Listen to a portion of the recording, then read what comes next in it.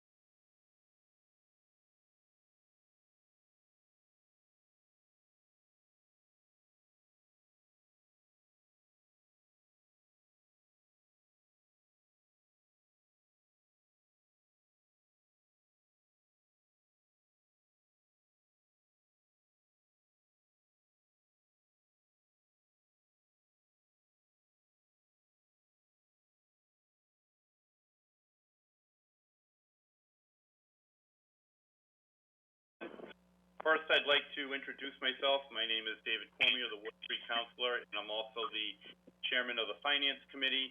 We have Councilor Pauline Cormier from Ward 2. She's the Clerk of the Finance Committee, and Pete Angelini, Ward 5. He is the third member of the Finance Committee. We do have a quorum of City Councilors, so I am required to read the notice of the meeting of a whole. This notice of a City Council Committee of the Whole meeting is posted in the event that a quorum of City Councilors is present at this standing committee meeting. If less than a quorum of City Council is present, no Committee of the Whole meeting shall take place. If a quorum is present, any such meeting shall be restricted to the standing committee agenda items listed above. So the first item that we have on the agenda this evening, we have a budget overview by the mayor and John Richard, who's on the financial team. So I'm going to, at this point, turn it over to them and let them present this budget to us as we see it now. Have some challenges to it, which we'll talk about. But first, I'll let them present it, and then we'll start with some questions from the Finance Committee, and then I'll branch out to the rest of the City Council. So, Mayor and John Richards, if you'd like to begin, the floor is yours. This is Dean, and thank you, and good evening. So I think everyone knows this is what we call a temporary budget. Every city in town in the state is doing some sort of could be a 1/12 budget or whatever it might be, but at the end of the day, they're temporary budgets. And I think everybody knows Governor released his budget in January 22nd of 2020, and things were different then and changed significantly, as you all know. And so we have yet to receive the cherry sheet or the budget numbers or an updated budget number from the governor, and we've got no numbers at all, obviously, because of everything that's going on from the legislature. And so I think in a number of cases they're waiting for information that might be coming from the federal government. So all that being said, this is a temporary budget. We need, by statute, to pass a budget for the first of the year, but by no stretch of the imagination is this the end of the process. This isn't even the beginning of the process. So what you hear from department heads is their requests that they put in for every year. But I didn't think it was, I didn't think it was fair to them to start, making changes in the budget just yet without knowing not only what Chapter 70 is going to be, but what other aid might be impacted by all of this. Now, I understand, speaking with the state rep today, that they have, that obviously they're hoping there'll be some changes in how the funding is distributed to the states. They're also looking at, a number of measures that they're looking at internally. So there are a number of things that are happening there, but I don't anticipate, based on what I've heard and what the research and speaking with other elected officials down in Boston, that anything will be coming anytime soon. So it seems to be a holding pattern. In terms of my own budget, pretty boilerplate. There's nothing in there except for any increases in steps or contractual obligations. Other than that, there's nothing in there. As you know, my salary is tied to the Consumer Price Index. So if the economy does well, then somewhere there's an adjustment in my pay. If not, then it goes the other way. So I'll let John start off with an overall of the entire city budget. Okay, thank you, Mayor. As is stated in the budget letter, I'll just basically going to review that. The tax levy this year, of course, the total budget went up about $2.5 million, which reflects a 1.93% increase so far over the previous year. I think that might be optimistic, but we'll see what happens with state aid. So the revenue sources that we're able to deal with were increased a total of that $2,550,000 approximately. And how that came about was we were able to increase the tax levy by approximately $2 million. And we're anticipating probably around $750,000 in new growth, but we're also anticipating a loss of $200,000 in room tax. And hopefully that will be on a temporary basis. And as far as the state aid, we have mentioned in the letter that we are using a level funded right now amount of state aid, both for Chapter 70 and the unrestricted general government aid. And we did change a little bit the other categories, veterans benefits down. We don't think they're going to go up. We used about $31,000 reduction of the other general government aid amounts. So that's the synopsis of the revenue changes. Okay, starting in 1980, you have to start with the revenue you have. Then you know how much you can allocate. Prior to 1980, and especially school departments used to do it the opposite way. They used to come up with how much they wanted to spend, and then the revenue reflected that through the tax levy, but we're no longer able to do that. So are there any questions on the revenue side? John. Okay. John, if I may, I would just ask, this is Dave Cormier. Yeah. No, I know that on the city side of the budget, we do rely on some state aid, but certainly, not as much as we do on the school side. So some of the things that we worry about, I guess, on the city side would be the unrestricted general government aid, which is currently at $6,077,000, right? Correct. Correct. And we also we get aid for services at the library. Is that correct? Yes, we do, but it isn't part of the general fund budget. We appropriate that separately. Okay. But how much is appropriated to the library department impacts whether they get the aid or not. So on an initial look, the library usually isn't a place that we can cut, because then we would be ineligible for library state aid if we didn't meet the criteria they set up. But if push comes to shove, that's nothing sacred anymore. So yeah. But also I would state the unrestricted general government aid doesn't only impact the city. When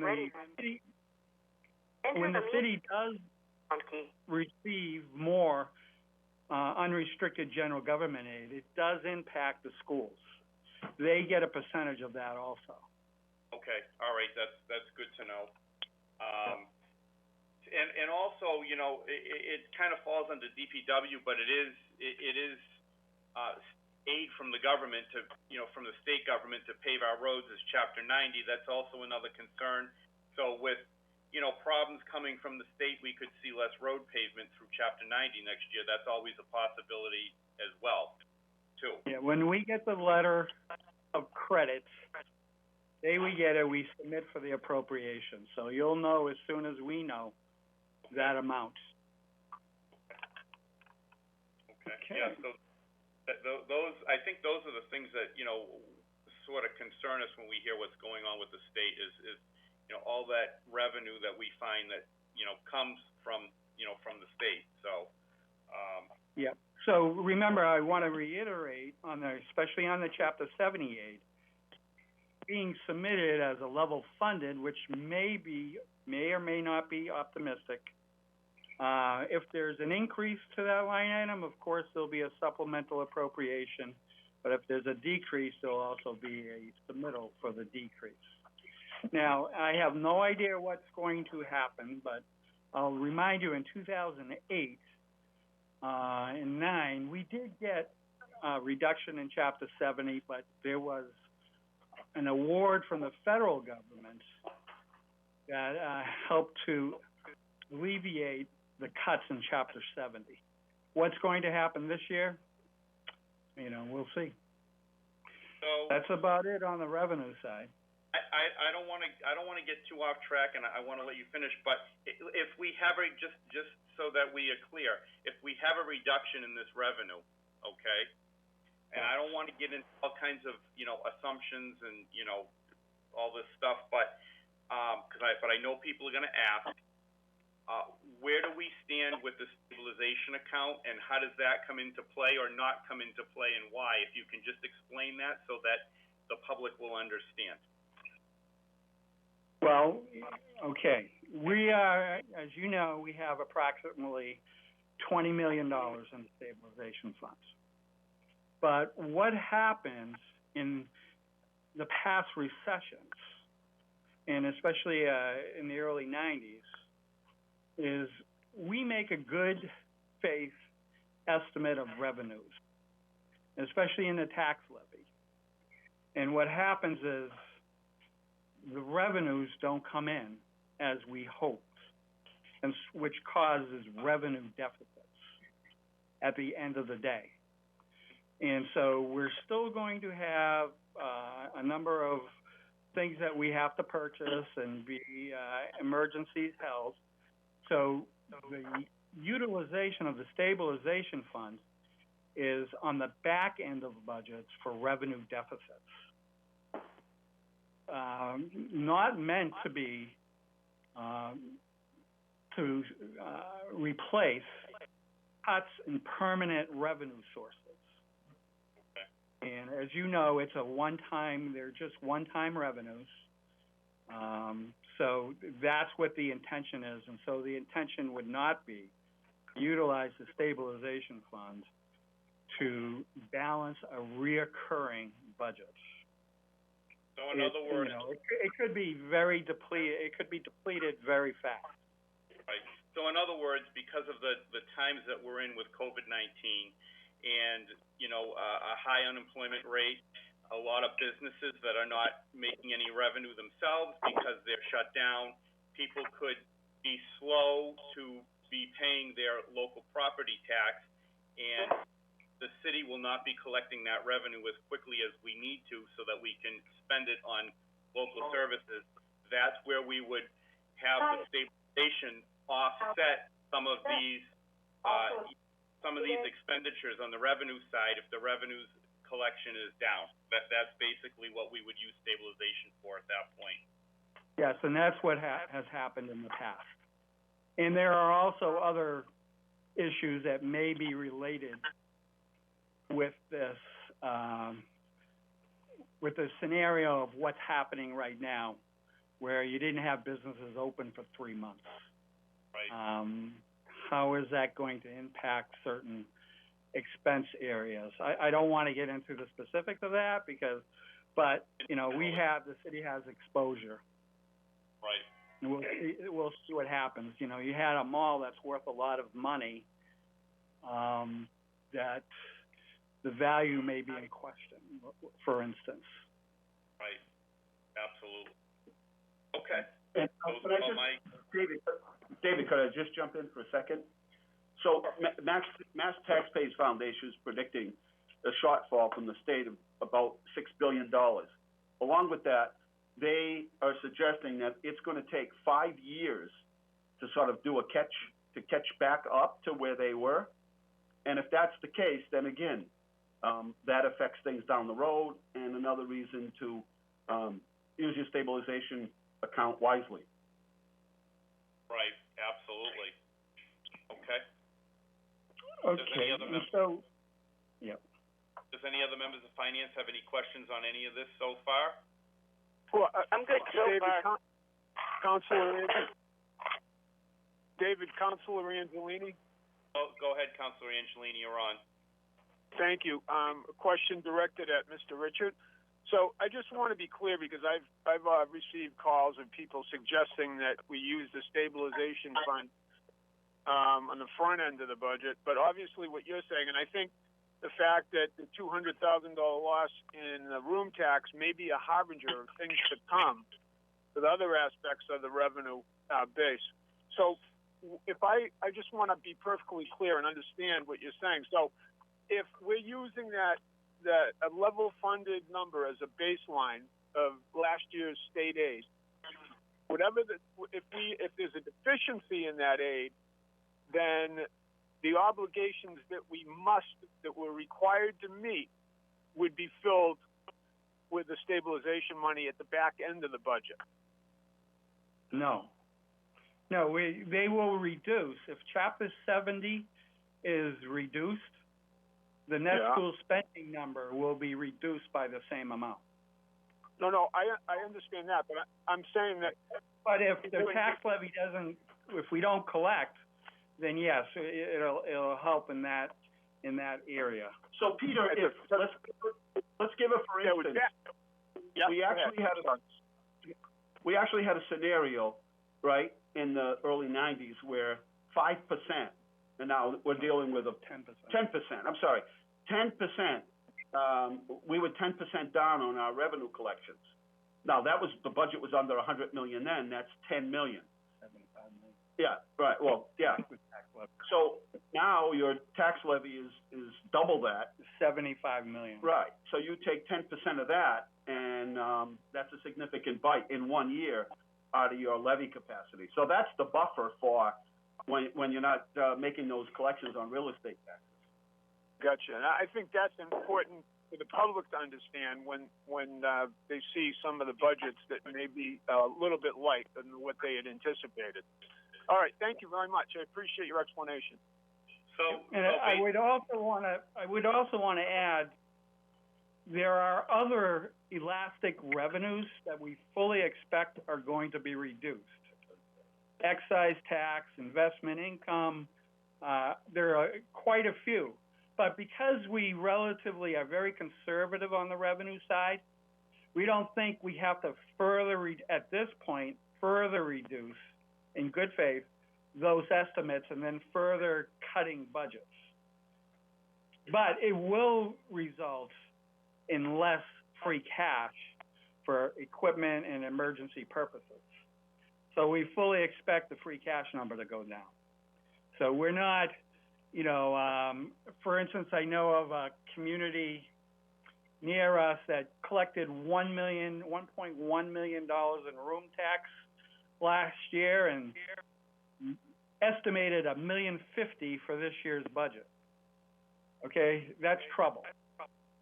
So we, because of our conservative revenue estimates, we're kind of safe, I think, for next year right now, as far as I know.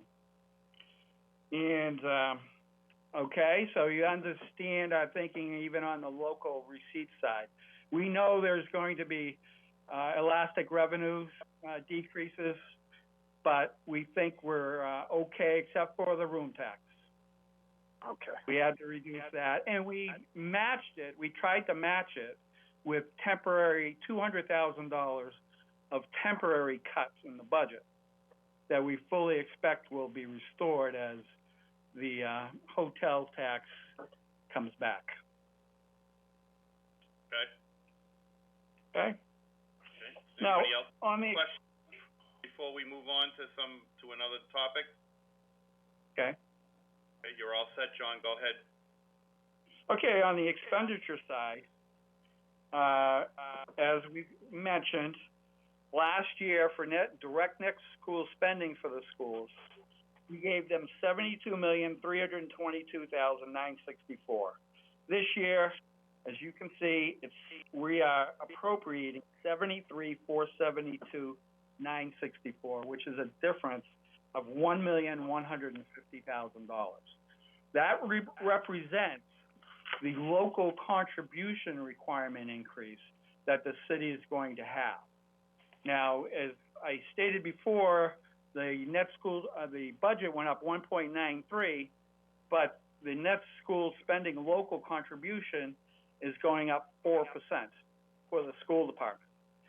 And so we are, you know, the state's portion is remaining level funded at this point until we get better information. So that's the issue with the schools. It's as simple as that. Are there any questions? There might be questions on the schools.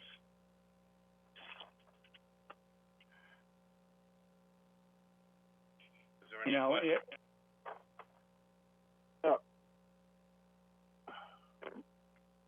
Councilor Cormier?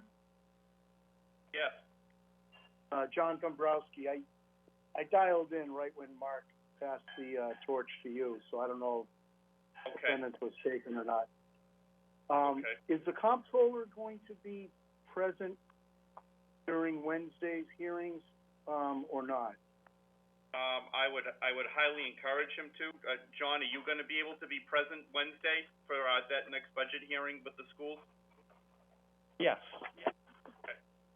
Yeah, Okay. I think that will be a good idea. There might be some further explanation that might need to take place, you know, regarding you know, the school budget and you know, Chapter 70, and you know, understanding you know, there's rumors out there was a $6 million cut, and you know, I think there's some confusion between what was requested versus what, you know, what was actually put in the budget. You know, there's a difference. All departments had requests above what they actually got, you know, so I think there's going to be a lot of questions surrounding that, and I think, you know, your explanation would be very, very helpful.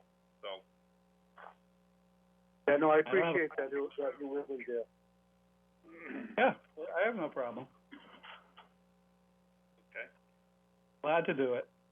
I do have a lot of questions regarding, you know, the school funding, and if you're going to be on, John, I'd rather save them for Wednesday night, because I think otherwise we're just going to be, you know, redundant. We'll just Sure. rehash Okay. all over again. Unless anybody has any questions now, if anybody else has any, we can certainly get those answered. But I'm going to wait. I'm going to reserve mine till the budget hearing, the specific budget hearing with the schools. Council Cormier, this is Councilor Beckley. Hi, Councilor Beckley. Yes, I just, John, this is for John Richard. John, I Sure. don't want to ask you to repeat yourself again, but the statement that you made that it was as simple as that. If you can say that again, so I can kind of get my mind around it, because I think that that is going to be very important in how we think about our questions for Wednesday. If you can just repeat that, when you ended with, it's as simple as that about the funding. Yes, there are two components that make up a school budget. The state aid component and the local contribution component. What we were able to address in this budget that was submitted was the local estimated receipts amount, which increased by 4%. And that's reflected in a $1,150,000 increase. We have not addressed what the state is going to do because we do not have the knowledge of what they're going to do. So the governor's budget originally included $1,921,000, but that was before COVID hit, and a number of sources have stated the governor's budget is dead on arrival. It's not real anymore. So we submitted a budget that still may be a little optimistic, and it is level funded state aid, which, remember, the amount of state aid we got was $47,045,000. So if there was a 10% reduction, that would be $4.7 million. Okay, thank you very much. So Thank you. Yep. What's there before you is we're addressing the local estimated receipts. Thank you. Are there any other questions?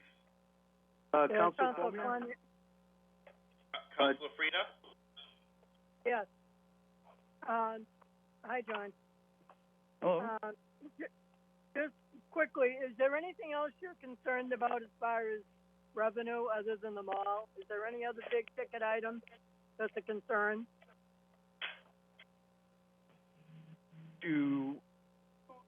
Well, we have a big commercial base.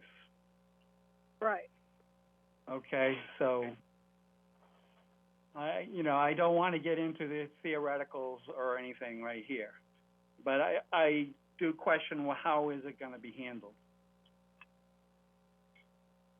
Okay. All right, and Chapter 90. Correct me if I'm wrong. That's being pulled out of the transportation bond bill to be voted on separately, and I think they were going with $300 million this year, so we should be in a little bit better shape with that if it goes the rest of the way. I think it's already gone through the House and the Senate, if I recall, or at least the Senate. So when we get our notice of award, we'll be submitting the appropriation. Right.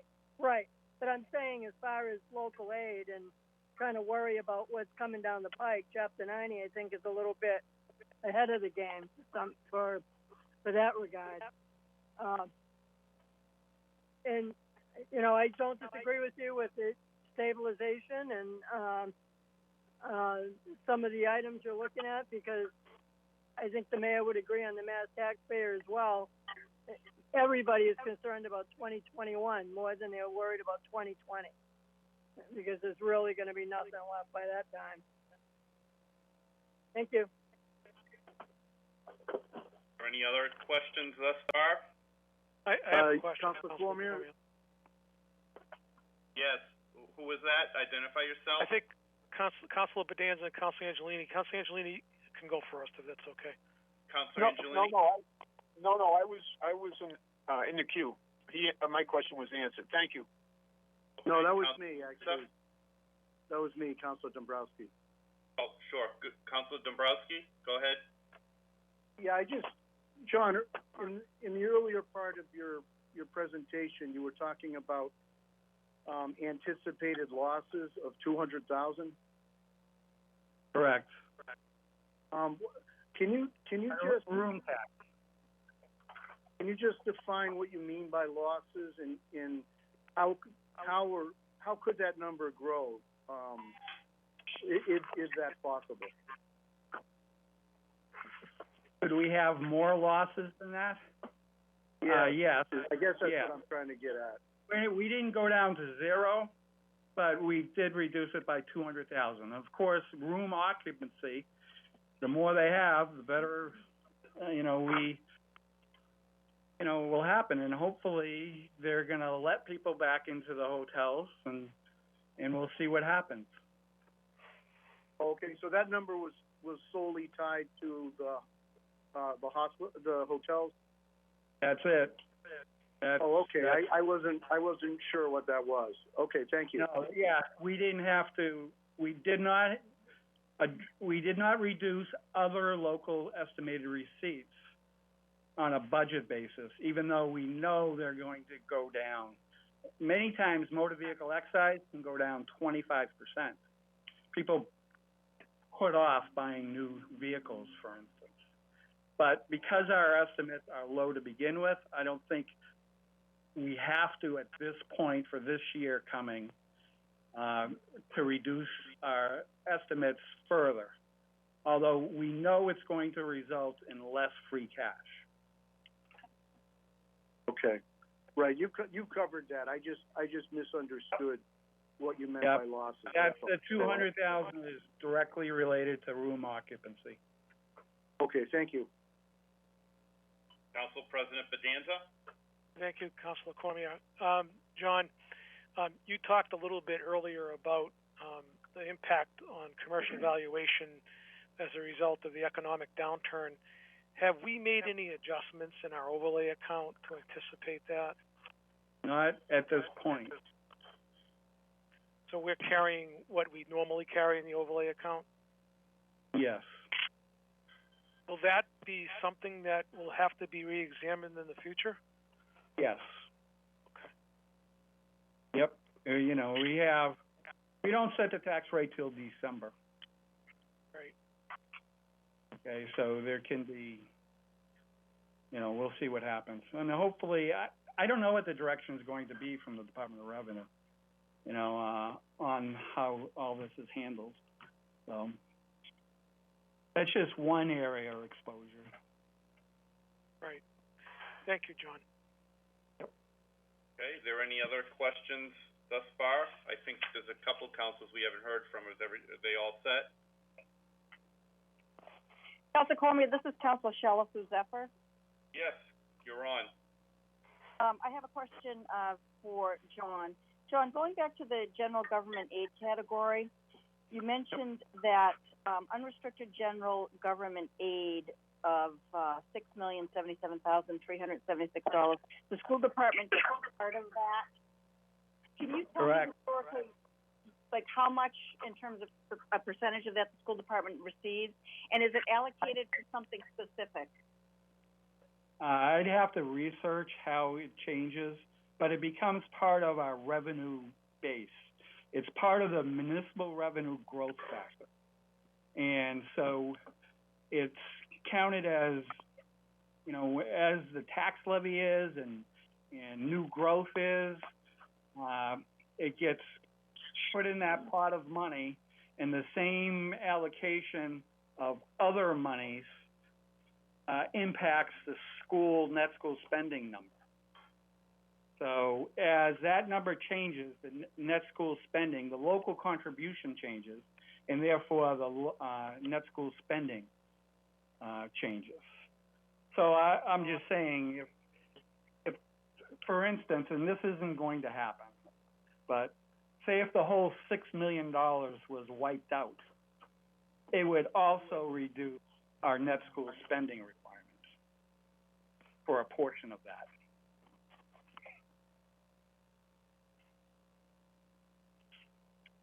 Yeah, okay, I'm not sure I get that. Okay, let's just use, I'll use 30%. Say if our revenues, and I'd have to research it, okay, but say if our revenues go up, if that line item goes up $100,000 in state aid.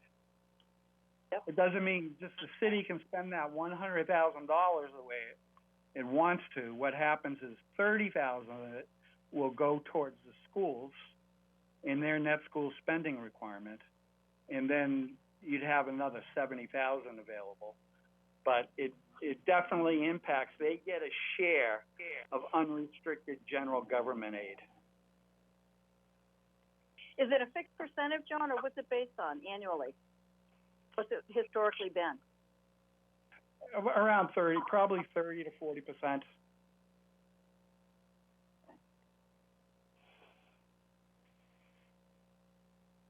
All right, thank you. Yeah. Okay. Is there any other questions? Councilor Arger or the other Councilor Cormier, I don't know if we've heard from them yet, or are they all set? I think my questions have been answered. Yep. Okay. You as well, Councilor Arger? Yes. Okay. All right.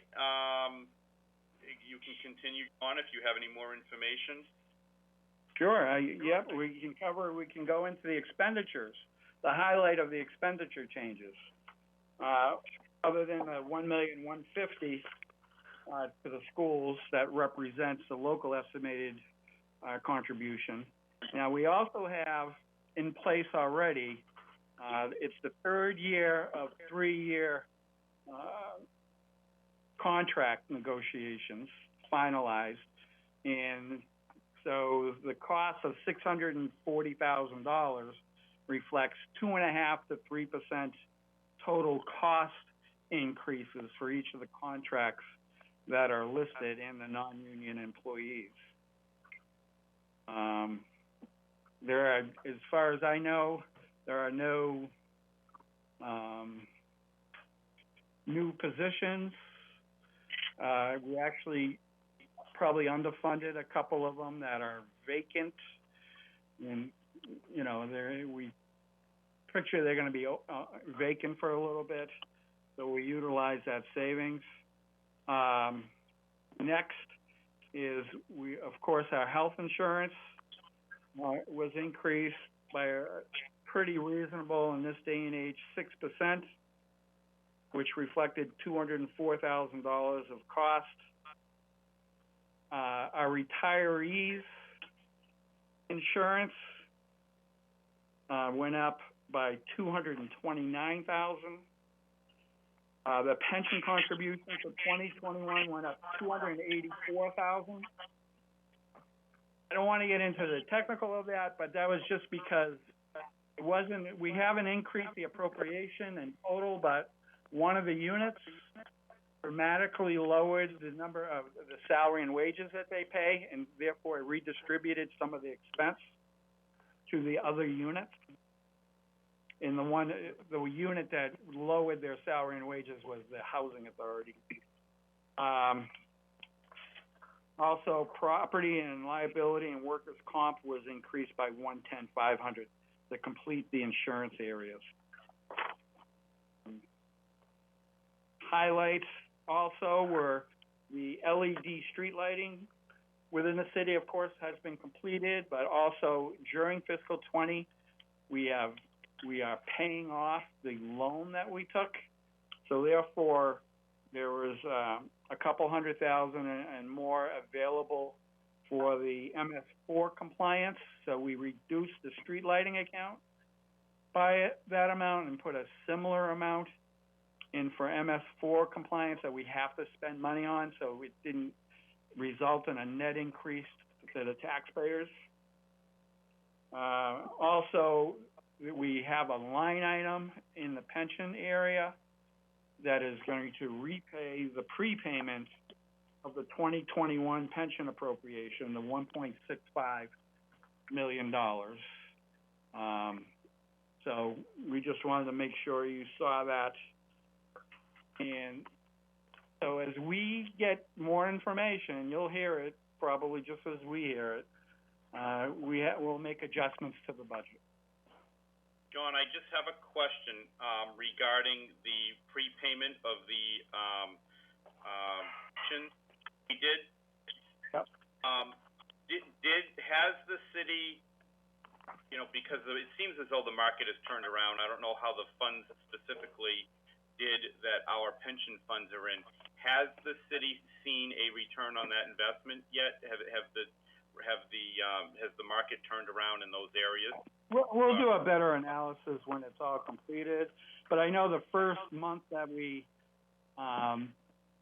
didn't pull out $1 million, we would have recognized an 8% loss. So that's $80,000 right there. Yeah. And then, of course, it has gone, the value of that $1 million has gone up since then. And at the end of the next month, I think the loss was still at the 5% level. And so that's, we can do the math as how much we didn't take out and the savings. So the first two months, it worked, and I'm sure there was still a slight loss probably at the end of May when we did for the third and final time. So I think it only is going to cost us very little money to actually borrow that kind of money and give back the interest. What was it, $3,000 or $2,000? So it's a nice savings for the city. It's a good utilization of the funds that we have. And so I would suggest you do it in your own personal account if you could too. So if I may, where will those savings be applied to? Will they just sit in the funds, the retirement funds, and just help to keep them at a healthy level, or are they going to be applied someplace else that might, be needed? No, it's part of the retirement system. It'll lessen the need for an appropriation from the city. I understand. Good. Sounds good. Is there anything else, John, on the expense side that you haven't talked about yet? Not on a highlight basis. If there's anything else that you need me to cover, but it was very difficult. People out there may say, it's a $130 million budget. You had $2,550,000. It should be pretty easy. It is not. It was not very easy to live within that. I mean, we don't want to poison, or we didn't unfund places, but we did have to cut certain places. And hopefully in the future, we'll be able to go back and address those situations. But thank goodness we had $2.5 million.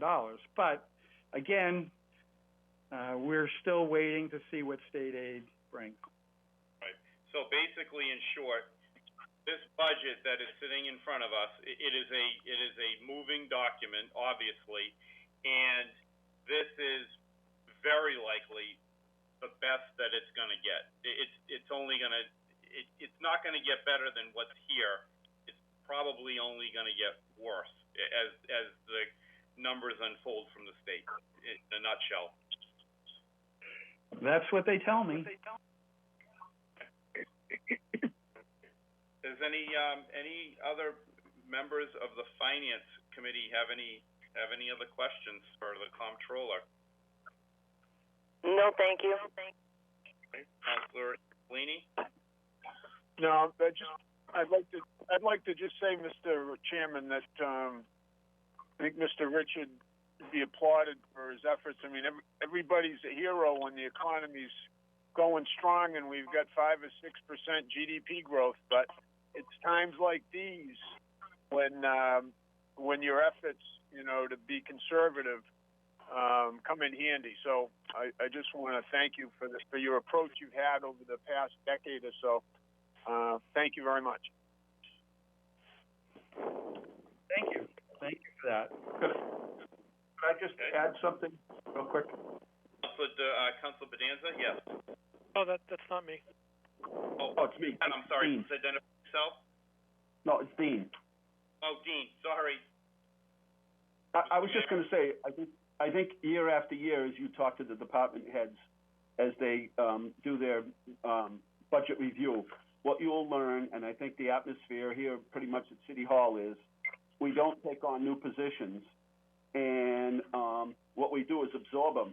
And let me just give you, for an instance, the License Commission clerical is really a full-time job, and our office picks up a bulk of that, and there's a small stipend for one of the clerical people that work here. But honestly, it's a full-time job, and much of what we've had to do is absorb positions that are really needed, and especially in the area of compliance, with a stipend here and a stipend there.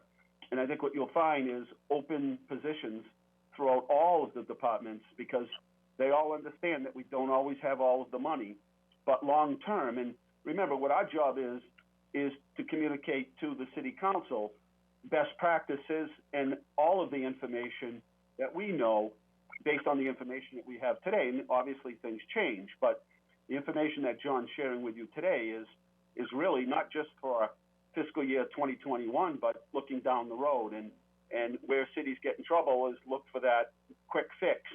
And the quick fix is a quick fix for that moment, but it has a ripple effect for many, many years. So, and the other thing is, I think this is the most difficult budget that we've had to work on, because there are so many outlying factors. It's not just a downshift in the economy, it's the fear of the unknown. And even if the federal government does assist us and the state does assist us, it's what happens next year and the following years. And David, if there's one area that, if you give me a moment to address, that I think is an unfair criticism. Sure. Okay. There is, from some areas, some people are complaining and questioning the savings in the pension area. Okay, because at one point we were 100% funded, and as you know, calendar year 18 had a negative return, so it put us under 100%. So we're back into the funding schedule, and so they haven't seen what they're stating, even public officials, that they're not seeing the savings in the pension area. I would just like to point out to them that there's a community next to us that 5 years ago was spending $2.5 million, $2.7 million in their pension, charging to the school department. And in fiscal 19, I don't have the fiscal 20 numbers, but the charges were $3.7 million. So in Leominster here, because of the strength of our pension system, we have maintained the pension appropriation, so there's a minimal increase over the same time period. So in fact, they are seeing the fruits and benefits of a well-run pension system. I just wanted to clear that up a little bit. Okay. That's Thank it. you. Okay. All right. Are there any other questions before I go to the public? All right. So I know that nobody at the beginning of the meeting, nobody volunteered their name to want to speak, but just in case anybody joined, we are going to allow some public comment on the. Could you give them literally 1 minute? All right. We're going to allow some public comment on the budget overview by the mayor. If anybody who is from the public is on the line and would like to speak, we will give you 2 minutes. We will be listening to your opinions. We will not be having debate or discussion, but we will certainly listen to your opinions that you express. And if there's anybody on the line, please state your name and your address for the record.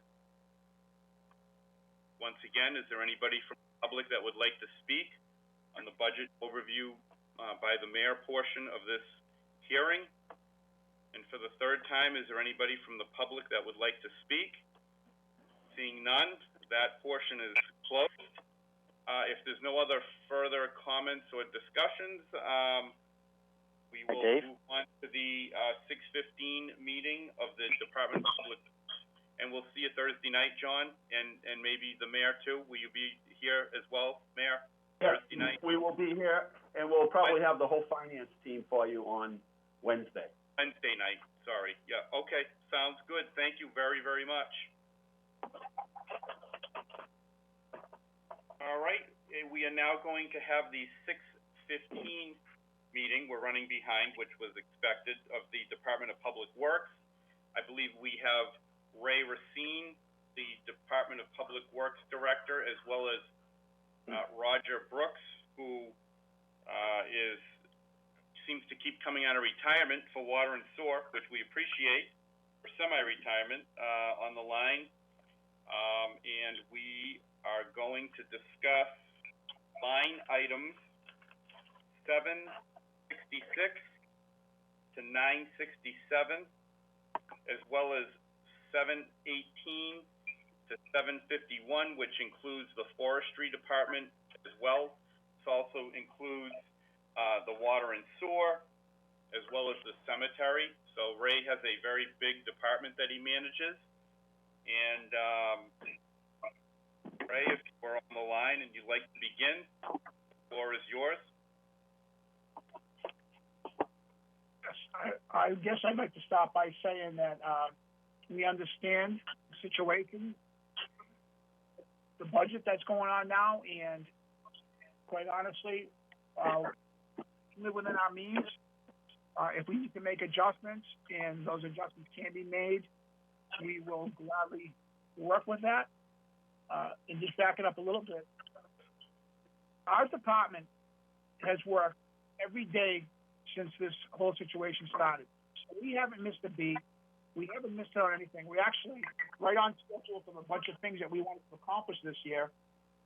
And as long as we can keep going with our maintenance type stuff, and we have a couple of bigger projects going, but we have the ability to always stay busy. And if we can't apply funding to certain projects this year, we'll work on something else and just keep doing the best we can.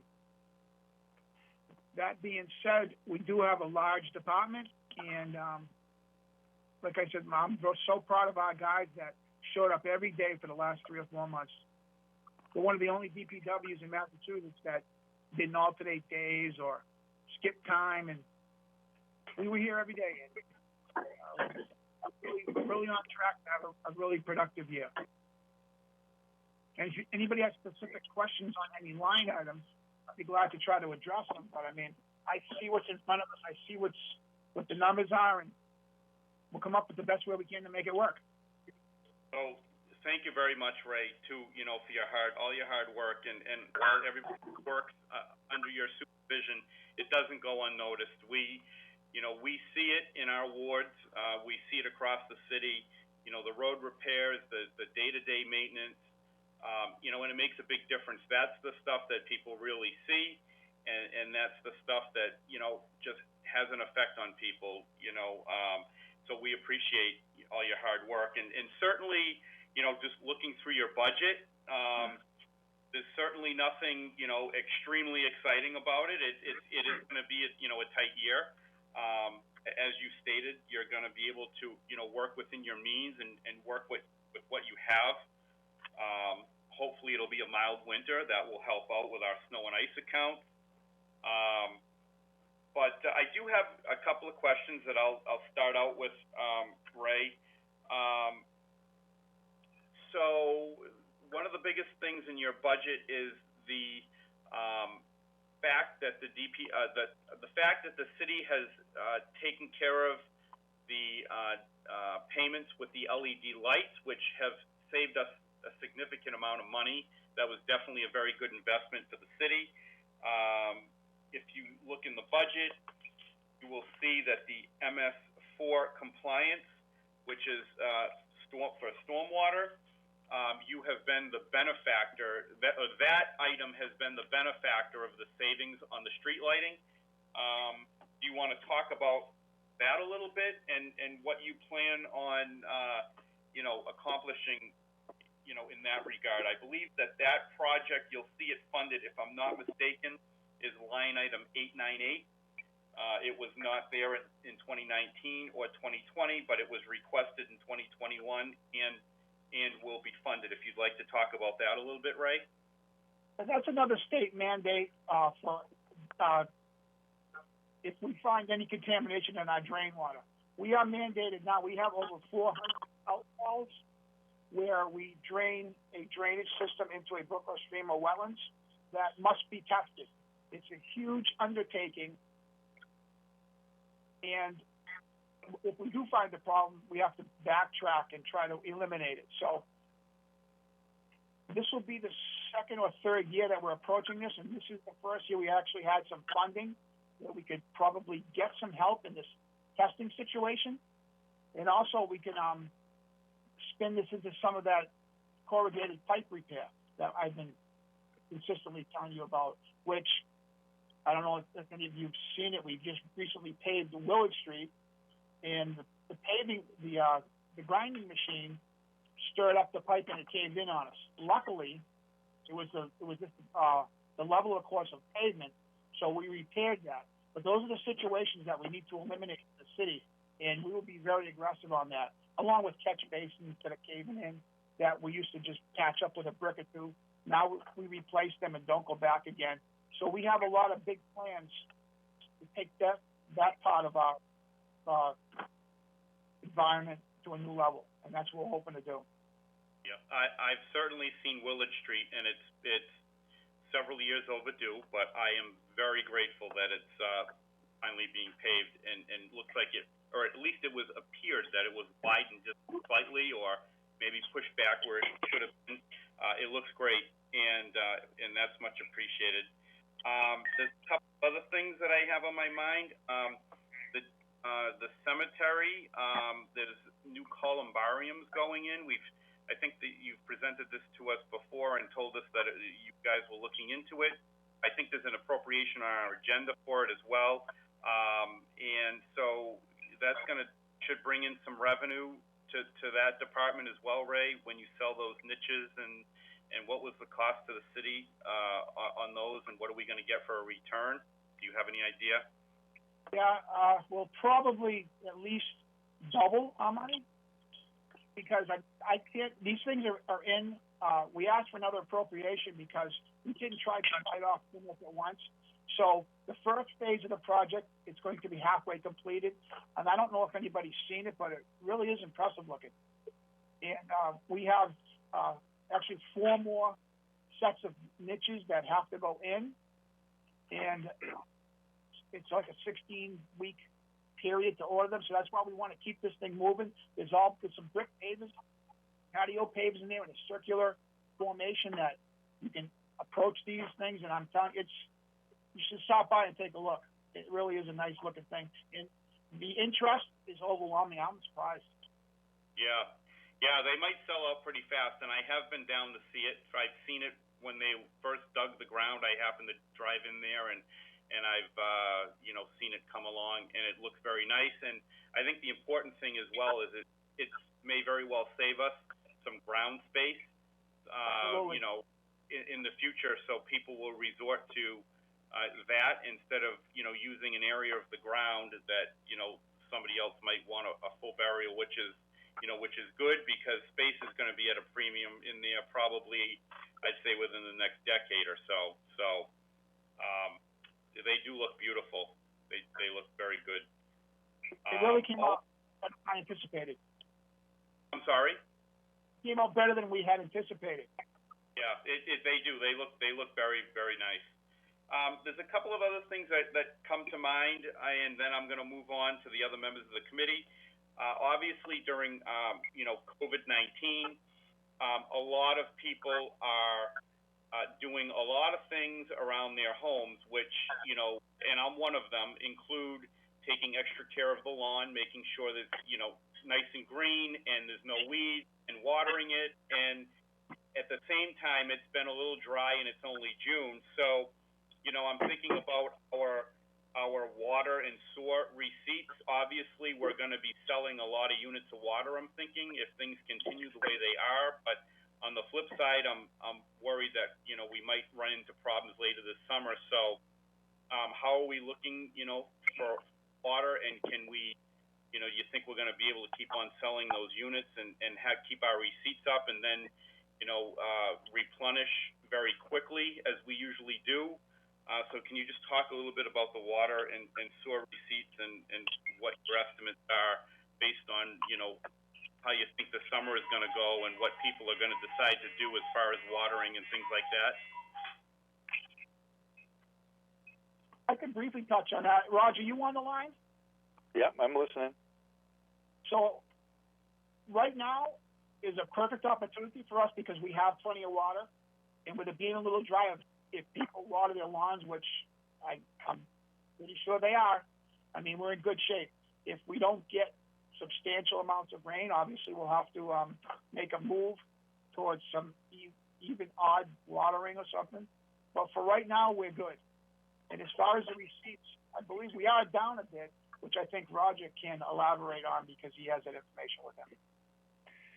Yeah, to speak to that, the receipts are down. I think part of there are two factors to that. A lot of industrial users have not been operating, and the second aspect of that right now seems to be there's an opportunity to defer payment until June 29th. So it's kind of a wild card as to how many accounts are going to be mailed in and paid between the 28th and the 30th of the month. As we speak, as of this morning, so this would be receipts received through last Friday, in water versus our budget, we're short $342,000, and on sewer, we're short $140,000. So we've got 2 weeks left to receive enough funds so that we don't have to have additional cuts. Both budgets were cut, water slightly, sewer somewhat more significantly, but I honestly think that we're going to have to cut a little bit out of the water expense line item after July 1st, because I don't think we're going to quite make that budget. I think the sewer budget will be fine based on the last 2 weeks of receipts, so I'm optimistic there. But going forward, as the economy starts to stabilize and everybody gets back into a semi-normal routine, we're hopeful that the industrial users continue to get back on track and pick up production. And I think overall, the city has done a good job. Individuals have always been very aware of rate structures and costs and maintaining a conservation approach to water and sewer. So we haven't had as dramatic an impact as I think some other communities statewide. I was on a conference call in May, and some of the people were looking at 15, 20% shortage or shortfalls in their receipts. We haven't had that, but we're between 6 and 8% probably short of where we should have been. And with that in mind, I think the next 2 weeks are going to be critical to maintain the budget and the capital plans that we had going forward. So that'd be kind of my wrap up. Like Ray said, the water supply is in good shape. The system's in good shape. I think the key will be just going forward. We were relying on the weather, so that's where we're at right now. Okay, all right, sounds good. I will stop for now, and I will let others chime in. Councilor Pauline Cormier, do you have any questions regarding the DPW budget? I do, Mr. Chairman. Mr. Racine, my question regards, and I noticed this on the budget, is, well, basically with the COVID-19, it looks like the workers may have missed out on some training this past season. I was just wondering, long term, if that's going to affect you with any projects or anything that's going to need to get done. Fortunately, some of the training that was essential, they did online. Okay. Obviously couldn't meet the formal way that we are typically used to. But a lot of my guys in my training, I mean, they kept their licenses up, their backhoe licenses and their excavator licenses and things of that nature, their DOT cards. So those type things we were able to do in an online type situation. For water licenses, that was my worry that certain licenses would expire, that sort of thing would happen, and you might find yourself stuck. We've actually been pretty good at seeking out ways to avoid that. And as of right now, we're back to being able to obtain DOT physicals, which is necessary for a commercial driver's license. Okay. So I have no one that has a license that's not valid at this point. So right now, pretty confident that we'll catch back up on things that we need to train on.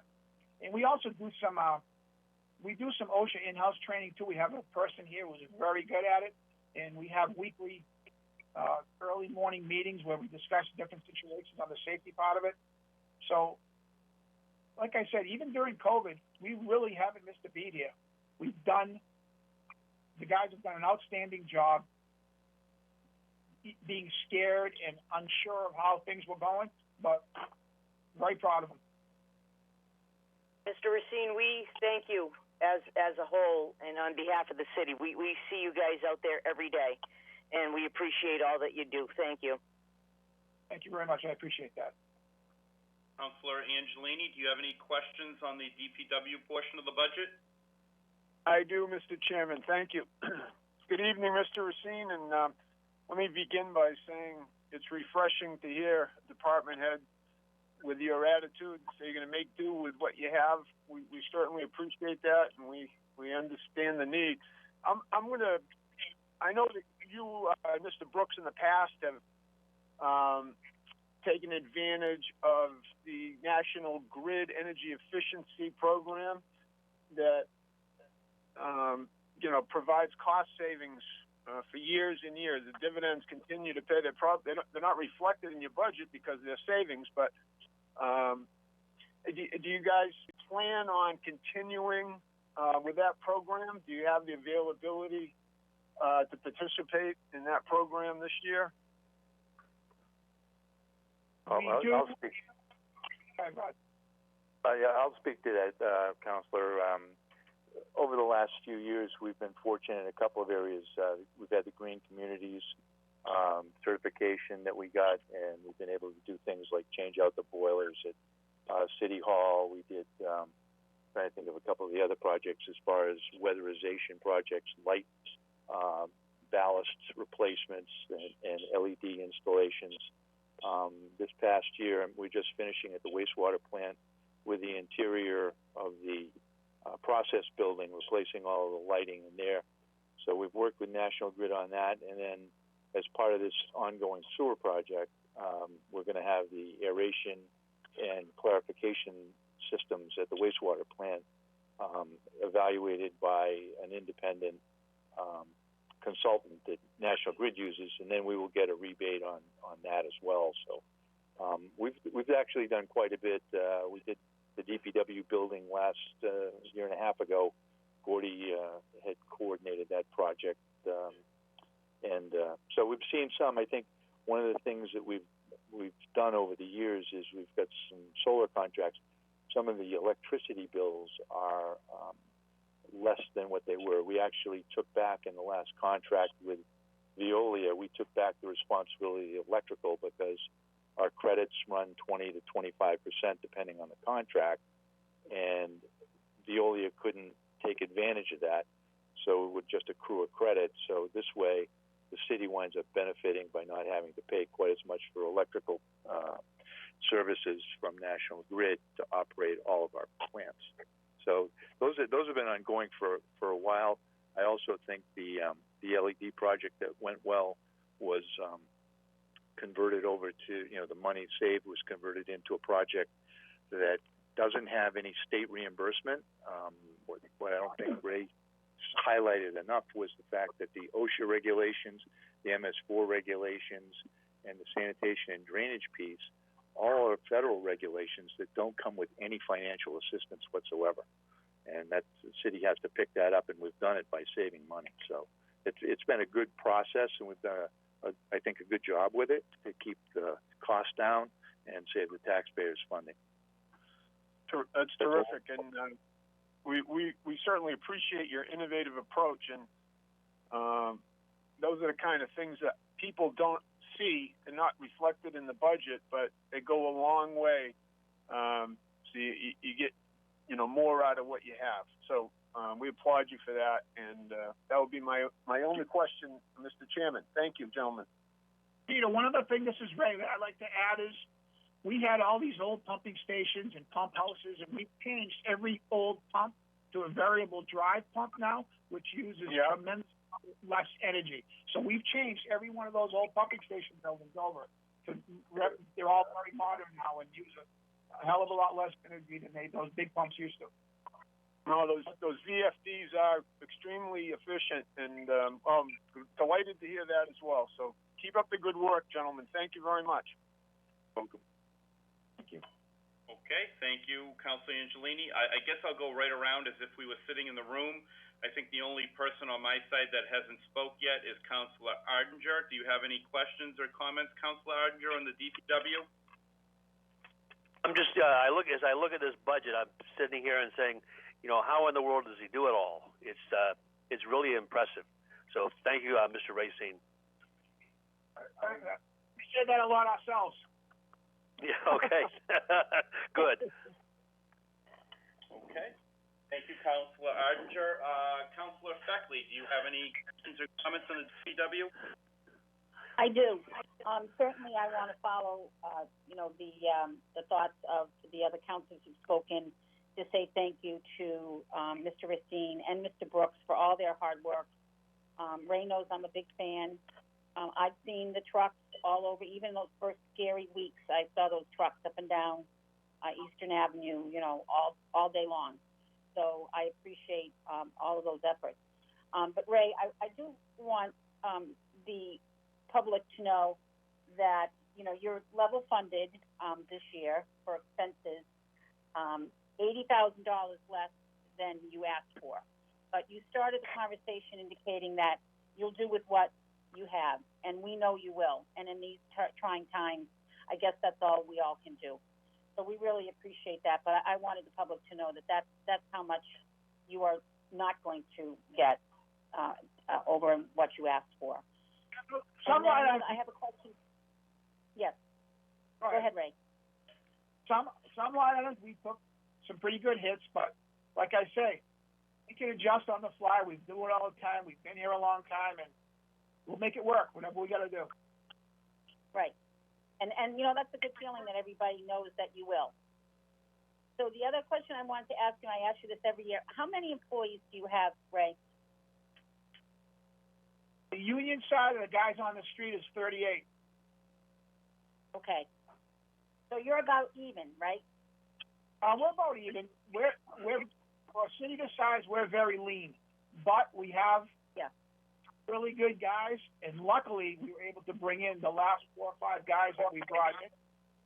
We just replaced positions that were open. We didn't add any new positions, but we got some talented people that have really been a big help to us. So you have some new people coming in that you feel will be with you for a while? I absolutely hope that some of these guys that we just picked up stay. Okay. Yep. All right, Ray, thanks again. As a lot of the council have said, and I know, we all feel this way. Thanks for all your hard work, and we'll hope that we get enough rain during the summer and not too much snow and ice in the winter. Thank you. Thank you. Thank you, Councilor Feckley. Councilor Shalfo-Zephyr? Yeah, thank you, Councilor Cormier. Ray, no, thank you very much. I'll reiterate the support that the other councilors have said. We know you guys work really hard. We see your crews out in the streets all the time. I just wanted to clarify something for myself because I'm looking at the salary line, and that is not level funded, obviously. It's about an $18,000 increase. So just for clarification, is that due to some of the contract settlements. I know that the mayor pointed out earlier. What line item is that, Sue? It's the salary bottom line. It's 773 in the book. It's just, I'm looking at total salaries. So salaries went up, There's a contractual increase there. okay, all right, I suspected that was the case. I just wanted to confirm that. Contractual increase, okay. They have an approved 3-year contract that expires this year. Okay. All righty, thank you. Welcome. Thank you, Councilor Shalfo-Zephyr. Councilor Dombrowski. Yes, thank you. Ray, I've been sitting in this seat a long time. I think it every year. I hope I say it every year, but great work. During this whole pandemic, a lot of us are working remotely. A lot of us are walking more and observing more and seeing what you and your crew do every day throughout the year. I think the whole community has been able to sort of slow down and actually see it, because I know that I've heard from many people this year more than most. So again, just great job, and keep up the good work. Thank you, John. Thank you, Councilor Dombrowski. Councilor Frida. Yes, Roger and Ray, are there any MassWorks grants in the future, or anything you're aware of? We are hoping to meet next week and have a discussion on everything on the table with the grant administrator. She sent out an email to us, and we're looking forward to seeing what we can put together to, both improve the infrastructure and make all of our systems a little more efficient. So we're keeping our fingers crossed as to what we might be able to get for grants. We've just received another grant to repair a washout at the Nashua River near the sewer treatment plant, which I was told it's not a matter of if, it's when. I think that is about $1 million to repair that washout. We also received another small culvert grant, that a culvert that, similar to what happened on Litchfield Street, is going to be repaired on Old Lancaster Street. So these things, we get these all the time. Wendy is very good at writing these grants, and we're pretty good at supplying her with the information. So we're very thankful that we get this money, and we just keep things going that way. It's been a pleasure, actually. Yeah, and there's more grants on the horizon too, with streetscape grants and just trying to boost the local economy in the downtown. So, I mean, those are all pretty recent. So those should be coming as well, or applying for. And I'll just speak to the same as everyone else. When I go back to the beginning of being a counselor, it was pathetic to watch the DPW drive around town with wires holding on to the offenders and having trucks that were an embarrassment. So, I mean, everything just looks so professional now, and the guys and the equipment. So, thanks for that. I'll thank you for that, for allowing us to do it. Is that Councilor Frida? All set, thanks. Yep. And Council President Bedanza, any questions? And thank you, Councilor Cormier. No, I'll just echo what all of the councilors have suggested. We are very happy to have you gentlemen at the helm, and you're right, your crew is a can-do type of attitude. I did have the pleasure of interacting with some of you guys doing maintenance work the other day, Ray, and they certainly did display a great attitude and really take a lot of pride in their work. And so there's obviously leadership that is filtering through the ranks, and we're all the beneficiary of it. So thank you very much. Thank you, Mark. Appreciate that. Okay. At this time, I will. I'm just public once again. If anybody in the public has any comment, we will not be responding or debating, but we certainly will be listening to your opinions. So if anybody has joined from the public that would like to make a comment or speak regarding the Department of Public Works budget, please state your name and address. Once again, if anybody from the public would like to speak on the Department of Public Works budget, please state your name and address. And for the third time, if anybody from the public is on the line and would like to speak regarding the Department of Public Works budget, please state your name and address. Seeing none, if nobody else has any further questions or comments, I will. Mr. Chairman? Yes, Councilor Angelini, I think it is right here.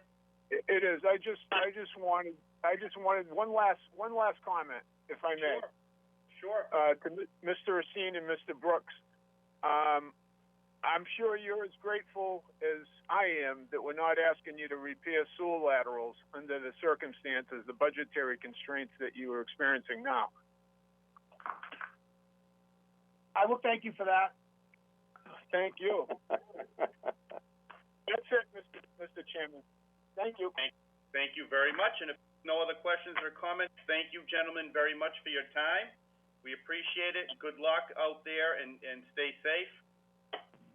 And Thank you. I will now move on to the 6:30 p.m. meeting for the fire department. Is Chief Sidlow on the line? Yes, I am. Can you hear me?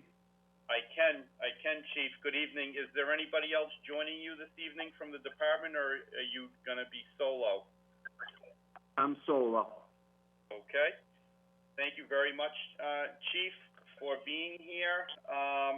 We are now discussing the fire department's budget. And Chief, if I may, as you know, I have a family member in the fire department, and I need to abstain from salary and wages and benefits. So what I'd like to do is take this in two parts. First, we will discuss the fire department expenses, which is going to be line items 536 to 579. We will discuss those, and then I will turn the remainder of the hearing over to the other Councilor Cormier, who will talk about the fire department salary and wages. So, Chief, I'll let you take over, and you can just explain to us your expenses, as well as fire department equipment, and we'll go from there. Okay, thank you. Good evening, all the councilors. To start off with the expense part of the budget, it was level funded except for some certain line items that I requested to increase. And like I've explained in other years is I always take money from one line item and use it to another on year to year. And that's because sometimes the tires, I'll need a lot of money in tires one year, and I won't need as much in computers and vice versa. But I use all the money that's used in the expense account. I use it on expenses. So I was able to get some of them increased. If you look at the automotive repairs, that was increased by $5,000. The computer maintenance went up by $5,000. My medical expenses went up by $5,000. I think that those were the most important ones. I got another $3,000 in replaced firefighter equipment. And there was a few other smaller ones that were, it's basically a 2 to 3% increase on my expenses, which covers basically a cost of living increase on all the supplies that we have to purchase. Obviously capital outlay is, we don't get it in our budget. It comes from the free cash. Other than that, it's pretty straightforward. Unless there's a specific question, I will comment on this past spring. My master mechanic was out of work for a few months, and I had to spend a lot of money on automotive repair that I had to take from other accounts. So hopefully this year I'll be able to buy the things from the other accounts that I placed on hold or were able to get another year out of. So that's it, unless there's specific questions, Counselor. I just have one or two very quick questions. The renovation at the fire station, that's part of your expenses. Unfortunately, I haven't been able to see it yet. How's that coming along, the back renovation?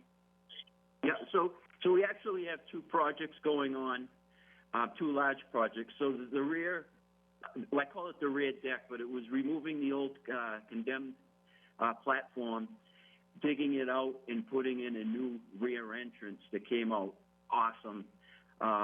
We were able to do roughly 80 to 90% of that. I still have to do the outside work, but with COVID-19 coming on board, we postponed it. I hope to get that done this summer. When it does get better, I would love for you to come down and see it. Come out awesome. And then the second project that we're working on is in the last few months, because of the COVID-19, we relocated our staff. And I took the two ambulances that were at headquarters, and we put one in the North Station and one in the South Station. And we did that so that if someone got sick and they came in, they wouldn't expose a large number of people. We could get it down to, in the outlying station, it'd be 5 people on a group, and at headquarters, there's 7 people on a group. So I put the two ambulances outline, and it's something that we always wanted to do, but we didn't have the living space. So being forced into doing this, it was great benefits, and we're going to make it permanent. So the money that you appropriated last council meeting is we're building living space at Station 3 on the second floor, putting in unisex bathrooms so that the members can decontaminate and, they're gender friendly. And we're redoing some of the living quarters, the air-conditioned ventilation system. And then what we hope to do next is move down to Station 2 on Central Street and replace the original bathroom with 2 unisex bathrooms, do some ventilation work, and some work to the living quarters. So I'm hoping to do this in city time, is relatively short, is through this spring and summer, so that if we do get hit with the second wave of the virus in the fall, we'll have a really nice setup for that, and then just for the future of the department going forward, it's going to benefit us. So those are the two projects. I took money from my regular building and grounds account, and I put it into the projects, and I took some of the rear deck money, and I used that, and then the $70,000 reimbursed me so that I can go forward and do some more work. Thank you very much. Okay. Yeah, you're welcome. Much needed, things that needed to be done so that we can be prepared. I'm sure like most other communities, we realized that we had, some deficiencies, not by any fault of our own, just no one could see this coming. And I think, kudos to you. You quickly figured them out, the hard way and seem to be rectifying them. So, that is definitely a good thing. Just one quick question, emergency equipment that you had requested, is that due to COVID? Do you have enough emergency equipment currently? So the COVID-related equipment, like masks and disinfectant and all that stuff, we're in good shape. We did get the ambulance that you appropriated, and then I'm in need of a replacement fire truck. One of the backup, we have 2 spare backups, and one of them is 1995. So it was up at Station 3, so it's getting at the end of its life. It's not as dependable. So I was hoping to get that in, last year, this year, hopefully next year. At least we've talked about getting like some of the money one year and carrying it over and getting some of the money the next year. I'm in favor of that. So as far as the COVID stuff, we're pretty good. Okay. All right.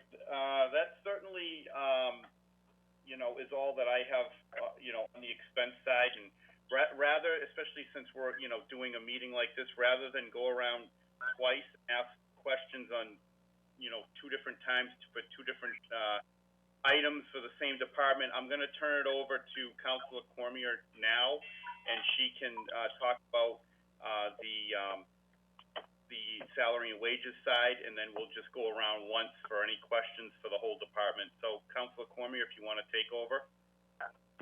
Thank you. Good evening, Chief. Good evening. Chief, do you want to give us a brief overview of your budget as far as the salaries go? Sure. On the fire department salaries is basically level funded with the addition of a 2.5% pay raise that was negotiated third year of the contract. So level funded means level staffed, and I'll go down the list. We have the 2 clerks in the office, myself, 5 deputy chiefs, 18 lieutenants, 56 firefighters, 1 master mechanic, and then it's in a separate budget, but it's the superintendent of fire alarm, Joe Poria, and then his assistant, CJ. But that's a small separate budget of salary and wages, including the overtime, is $188,798. So that's the TO of our department.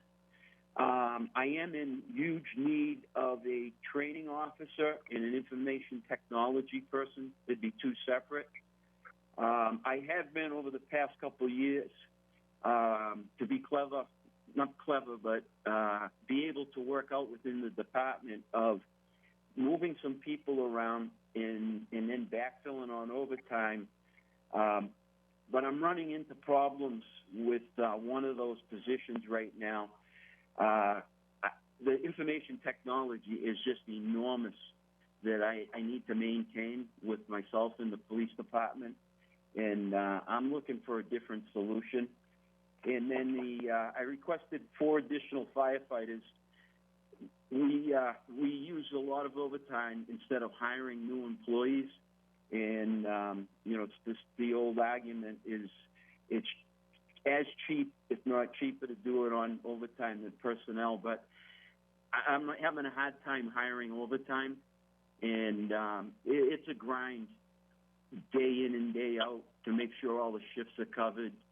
The union's great, the members are great. It's just that there's a lot going on in life, and it's hard to fill every shift without pulling teeth, calling multiple times. I would love to get additional firefighters added to the department.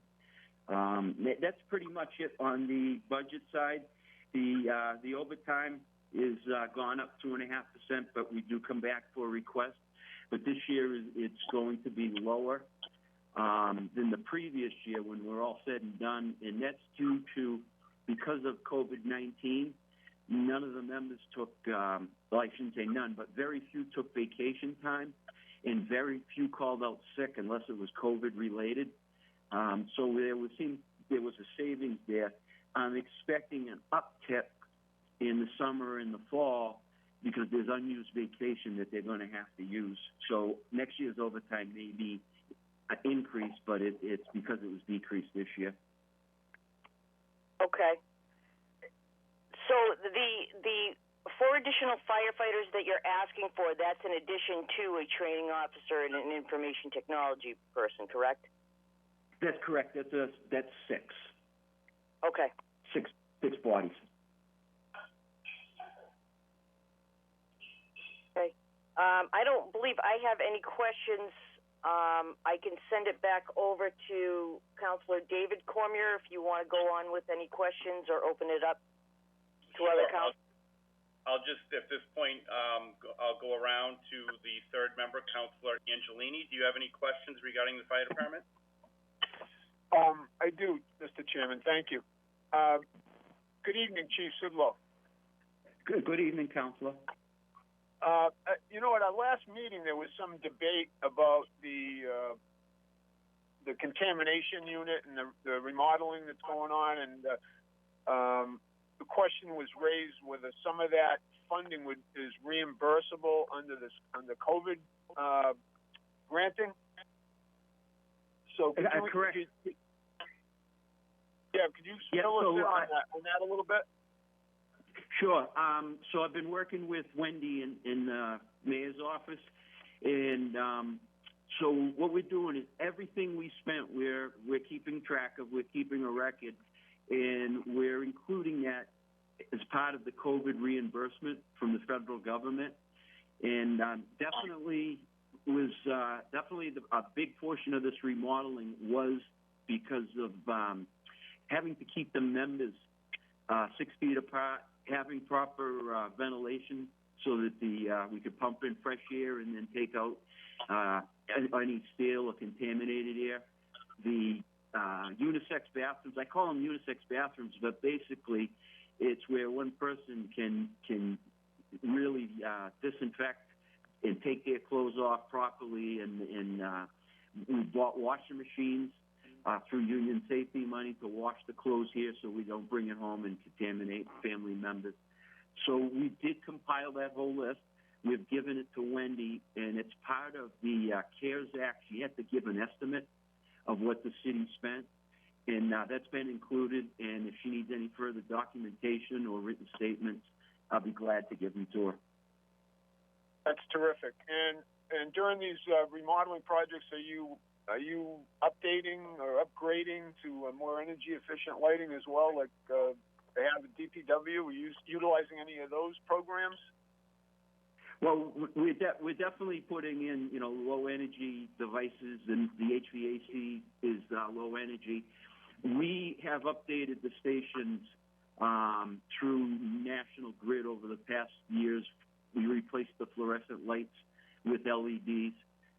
So we've done that in the last few years, and anytime we put in a new fixture, we obviously put in the latest and greatest. All right, terrific. Well, I want to thank you for the wonderful job that you've done as well at your department, and I think sometimes we take our firefighters for granted, but when we're standing in front of that memorial on Sunday, it's evident that we have a lot of brave men whose names are on that monument, and we have some brave men and women who go out every day on our behalf on the community. So we appreciate that, and thank you for your time this evening. Councilor, thank you. We know that the council is behind us and always has been. It's been great working with everyone. Thank you. Okay, I will, same manner as before, Councilor Ardinger, do you have any questions or comments regarding fire department budget? My biggest question was on the overtime account. It just seems like, it's a fairly large sum to begin with, and each year that I can remember, you've come back for additional money in that overtime account, and you're stating that this year, because of the deferred vacations, you expect you expect to need more money in that account. Is that correct? So the year we're in, FY20, when it ends, it's going to be a little lower than last year. Okay. I'm anticipating in this coming year, in FY21, was in the next 6 months, was the vacations that weren't used in the spring in this past winter will be used in the summer and the fall, so it could be a slight increase. But a comment on the overtime, Councilor, is over the last few years was we started running a second ambulance, but we didn't increase the number of firefighters we have. So the way that the city and I do it is we do it on overtime. So the revenues from the ambulance, which brings in about $2 million a year, is that's always been used to offset the overtime. I, as a fire chief, would love to have, 16 more firemen and have very little overtime. The city always uses it that we'd rather pay the members overtime. The members like the overtime, And then if anything ever happens to the service or the funding, it's easy to cut the overtime than it is to have to lay off bodies. So the number's kind of deceiving because it's the money from the ambulance. Okay. Councilor Arndinger, just for clarification, this is Councilor Bodanza. Those ambulance receipts go into the general fund. So, okay. So they're making a circuit, really, through the general fund and then back to the fire department overtime. All right. Well, thank you, Councilor. Thank you, Mr. President. Thank you, Mr. Chairman and Chief. Thank you, Councilor. Thank you, Councilor Arndinger. Councilor Suckley, do you have any questions or comments? I do. I don't really have any questions. I think the chief did a good job of explaining how his budget's laid out, and I think he's done a very good job of laying it out for us to see. I just do have a comment regarding the training officer, the information technology person, and the 4 firefighters. Chief, hopefully when things start to settle, or maybe when we know what's going on with free cash and what we're going to need it for, what we're not going to need it for, maybe, one of these things or all of them could come up to the fore. And I would be very supportive of it. At least even if you could just get, some of the firefighters, that would make a big difference. I think manpower is probably your biggest concern, over and above what's going on now. So I just wanted to let you know that I would be very supportive, and that I appreciate everything that you've done, and I'm very glad you were able to get that work done at the main fire station. I remember that I went down there one day and you showed me the situation, and you were very much in earnest about it. So I'm very, very glad that work came out to your satisfaction. And thank you for coming tonight. Thank you very much, Councilor. Thank you, Councilor Suckley. Councilor Shalfo-Zephyr. Yes, thank you very much. Thanks very much, Chief. I have a couple of questions for you under the fire department equipment, following the expenses. You've got, in your budget, the department requests $75,000 for replacement equipment, $221,000 for building rehab, $117,000 for emergency equipment, and then $70,000 for engineering services. So those were in your department requests. They were not funded. But can you just describe what those requests were for, more specifically? Truthfully, I think those weren't requests. I think what they are is I have money that was appropriated over the last few years to purchase equipment, like the deputy's car, a pickup truck, the engineering services used for the rear deck. The 221 is the rear deck. Those were just capital outlay projects that we're currently working on. I'm not sure how it ended up as request. It may be just on our Excel sheet. I apologize for that. Okay, all right. So just to be clear, as far as on my official budget request, there's no capital outlay requested because, when I talk to the mayor, I know it's through the free cash process and the appropriations through the city council. The only thing that comes up under the safety capital outlay is the union safety money, so the $15,000, and that's contractual, and it's used with myself and the union president, and we buy throughout the year. We'll buy stuff that's not budgeted for that directly relates to firefighter safety. Okay. I hope that answered. No, it does. Thank you very much. I appreciate your time. Thanks. Thank you, Councilor. Councilor Dombrowski? Thank you, Mr. Chairman. All my questions have been answered. I just, want to thank the chief for his great work. Thank you, Councilor. Thank you. Councilor Frida? Yes. Hi, Chief. How are you? Hi, Councilor. Good, thank you. But, we've had this conversation many, many years about overtime versus more hires. And, I think we've talked about the possibility of becoming a public safety issue, too, if the guys just get so tired that they just don't want the overtime. And, And I think you need to have that decision to be able to make. So hopefully it works for you. I certainly support that. And let's just hope with the ambulance that the funds continue to come to the department and not go to the patient. It's still an ongoing issue, but hopefully it stays on the right track. So, thank you for all the work. Thank you, and Councilor, I know on the at the state level, that you always support us on that the funds come back to the service and not the patient. To the other councilors, that bill always comes up where they try to change the way that the payment comes from the insurance company and Medicare, that it would go to the individual to pay their bill. And we know that would be a reduction in revenue for us, and this is what keeps us running. So thank you, Councilor. Yeah, you're welcome. The council, the Mass Municipal, has joined forces with the fire department on fighting that, but it continually comes up. So insurance companies are looking for different ways.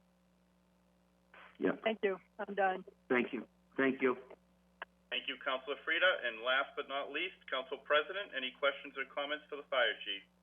Just a comment, Chief, echoing Councilor Angelini's earlier comments about sometimes we just, I don't want to say take for granted, but, sometimes our public safety people, the fire department, isn't just part of our focus on a day-to-day basis. Certainly are when we need you.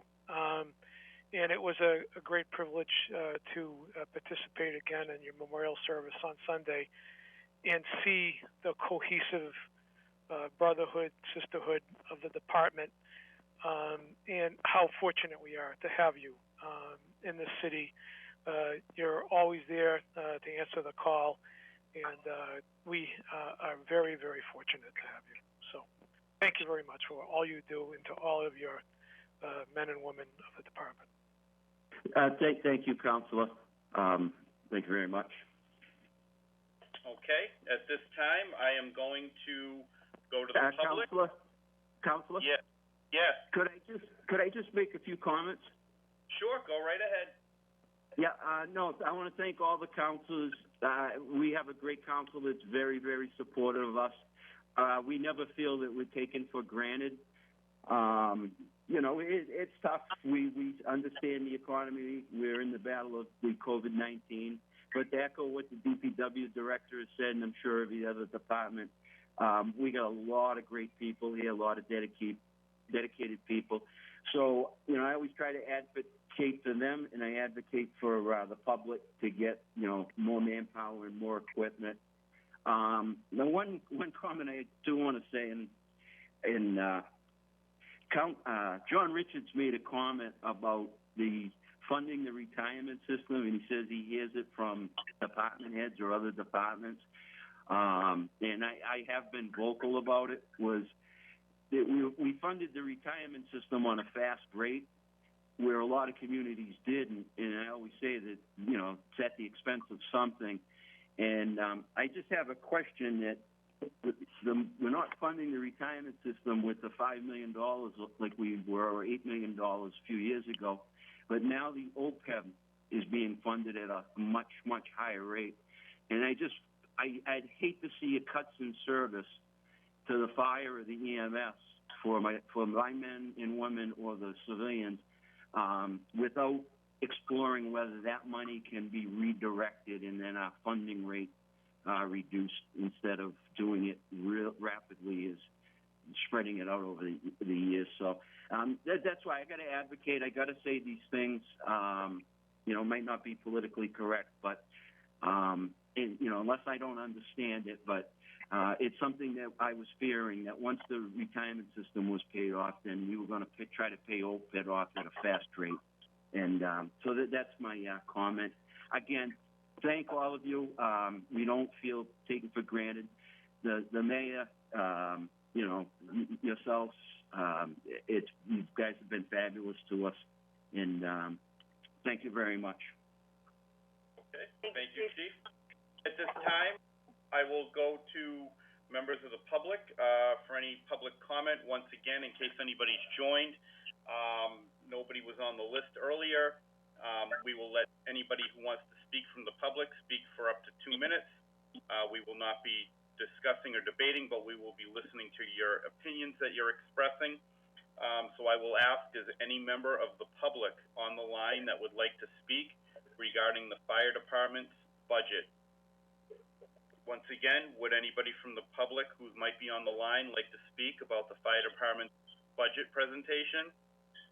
And for the third and final time, would anybody who's on the line like to speak about the fire department's budget presentation? Seeing none, that portion will be closed.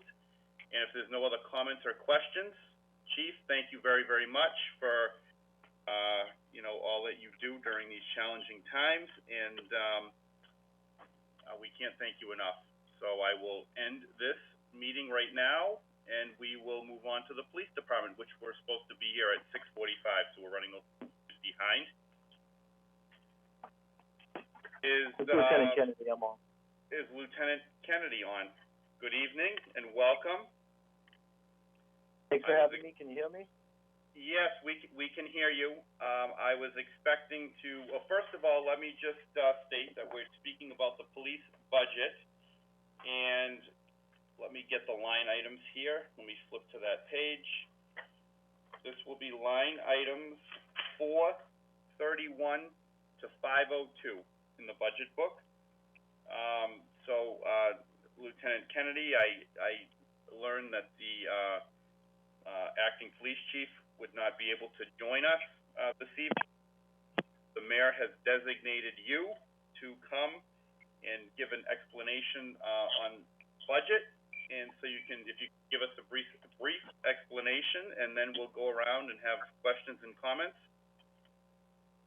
All right, thank you very much. I'm going to do my best. So we'll start with the salaries. In July, we're going to have a 3% increase because of contractual for the Superiors Officers Union and patrolmen.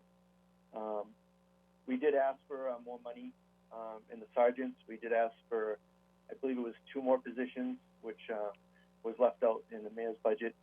We do understand what was going on with the COVID-19.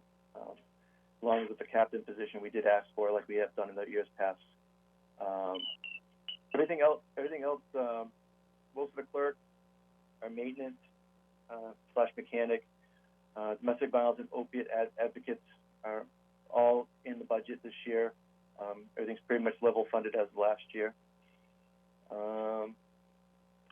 Pretty much everything else is, stayed the same from last year that we normally use for the FTEP program. The shift differential and standard holidays pretty much all stayed the same.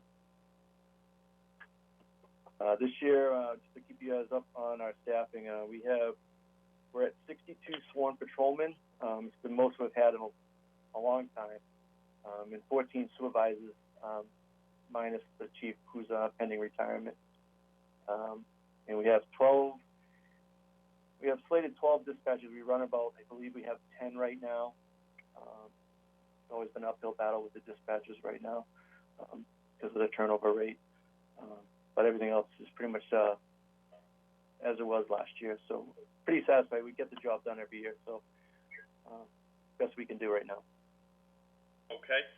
So certainly, the requests that were, put in were all not met.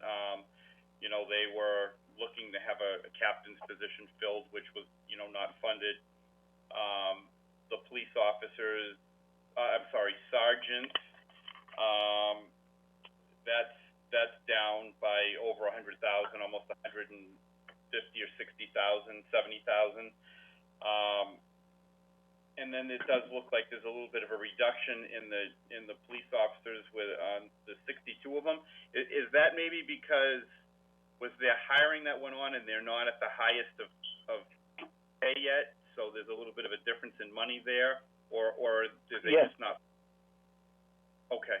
Yeah, I believe that's correct. Our department is very young on the backside.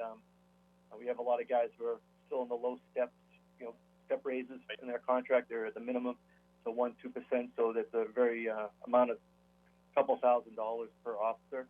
So we have probably about 20 officers that are in that category, so that's probably why there's a lower figure. Okay.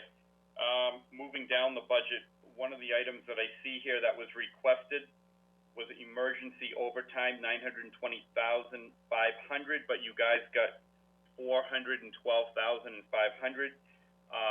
You know, I know there's been a lot of stuff going on, and some of this, you know, if it's anything to do with COVID, may be reimbursable from the federal government. So if you want to explain, do you think that what you have is going to carry you through, or what you didn't get what you requested? So what the mayor's proposing, will that carry you through, or? Well, we're hoping with everything with COVID-19 that we are going through right now, and hopefully it's winding down. We did our best with our manning because of the COVID to keep the staffing up. We had no instances with our officers that were out because of COVID-19. We did have a couple scares, but we followed the guidelines set forth by the CDC, and we really lucked out. You know, it's one of those things you can only wait and see and hope for the best. I mean, I would love to we stay at the number that the mayor's requesting. That is definitely good for us and the economy and the citizens. But if there's a second wave, we're going to have to, we're going to have to revisit it and see where we need to go within, plan for the best. I'm just hoping this is all settles down and we all get back to the work and, everybody can open up their businesses. But, it's a doable number if everything goes the way we hope it goes. Since our guys, we have a lot of young officers, so they don't have a lot of time off. So, amount of overtime that per shift, hopefully will be down. I think it'll be in the right direction. I mean, court, we have a lot of stuff with court with the overtime because of we can't handle that with the court. Some of our officers in, they do a lot of our officers in a day. Sometimes we have 4 or 5 officers going to court a day, so that overtime does tend to build up quick when it comes to that stuff. Okay. And I guess as I'm moving down, I see the expenses for lights, gas, building, water. The department requested $135,000. You only got $113,000. I guess the one question that comes to my mind is the police department's budget still supporting 210 Lancaster Street, or has that been separated from the police department's budget at this point? I might have known the answer to this in the past, but if I did, I can't remember. Do you know anything about that? I did inquire about that, actually. I was looking over at my desk today, and I believe, I'd have to verify it, but I got a feeling that part of the expenses is under 210. Okay, so you're still carrying that building then? I believe so, yes. And there's no police operations currently out of there? Everything has been moved out, or are you still in there on a daily basis? Well, because of what's been going on with the COVID and stuff, some of our school resource officers have been freed up from the schools because there's no activity up there. Excuse me. I have 2 officers down at 210. We do have a large filing room / evidence down there, and they're in the process of purging the records. They should be done there probably middle of July. We'll be all done on that part, and everything will be back at 29 Church Street, including any evidence that's secured there will be at 29 Church Street. They're doing a good job down there, moving pretty quick. And that will be the end of it then. Okay. Sounds good. All right. I think at this point I will move on to other members of finance. Councilor Pauline Cormier, do you have any questions regarding the police? I don't have any questions, thank you. Okay. Councilor Kane, do you have any questions or comments regarding the police budget? I have no questions for Lieutenant Kennedy. Thank you. Thank you. I guess you did a good job, Lieutenant Kennedy. So at this point, I will start and I will go the other way this time, and I will start with City Council President Bedanza. Do you have any questions or comments regarding the police budget? just one inquiry, Lieutenant. With the courts closed at least until July 1, minimal in-person court activity. I'm guessing arrests are down in Leominster? At first, they were down, but domestics. After the weeks were going on, domestics started to come up. Some of them were more worse than others. Fraud is way up right now. People taking advantage of the system, and people falling victim to scams involving unemployment and stuff related to COVID. That's an uptick. Accidents are starting to pick up now since the phase is opening up. Since that part of my job is traffic, it's definitely picking up. I'm getting 5, 6 a day I have to review before they go to the registry. So, I'm thinking you give it another month, the police department's going to be back doing what we've been doing before. So would it be fair to say you don't see any real significant savings in overtime as a result of the sort of slowdown of the world over from March and April?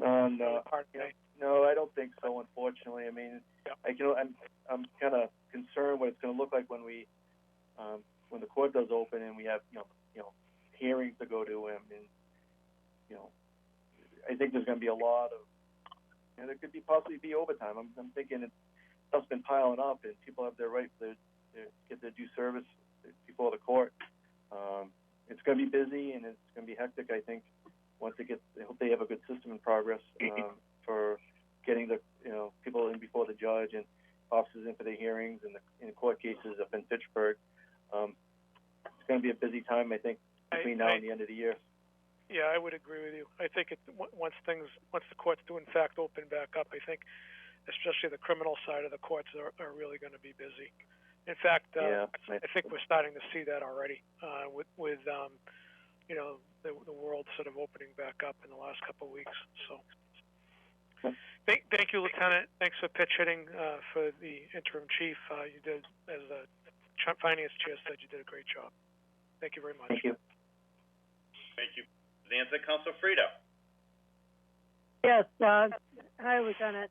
How you doing? Just a comment. I really don't have any questions, but I just like the way Leominster is dealing with the police, with the community policing. I know it's probably held up a little bit now, but I mean, it was good to see the guys walking the streets and stopping in the businesses. I think we've been way ahead of the curve of what everybody's yelling about now. So, hopefully that will continue, and hopefully next year in your budget presentation will be in the beginning of construction. And let's hope that's moving forward. Thanks. Thank you very much, and hopefully the new building will be great. Thank you, Councilor Frida. Yes, I'm looking forward to that myself. Councilor Dombrowski. Thank you, Chairman. All my questions have been answered. I just want to thank the lieutenant for coming down. You're welcome. Thank you very much, Councilor Dombrowski. Councilor Shalfo-Zephyr. Thank you very much. No, my questions actually were answered. I had a question about the $920,000 in overtime, but that was answered. So I'm good. And again, thank you very much for coming down this evening. I know it's getting a little late, but we appreciate you pinch hitting for the chief. Thank you very much. Thank you. Councilor Beckley. Thank you. I don't have any further questions. I too was wondering about the emergency overtime, but that was very well explained. I think that Lieutenant Kennedy did an excellent job of clarifying any holes in this budget that we might have seen. So I want to thank him very much for coming in place of the acting chief. Thank you. You're welcome. Thank you, Councilor Beckley. And last but not least, Councilor Ardinger. Okay. Thank you, Mr. Chairman.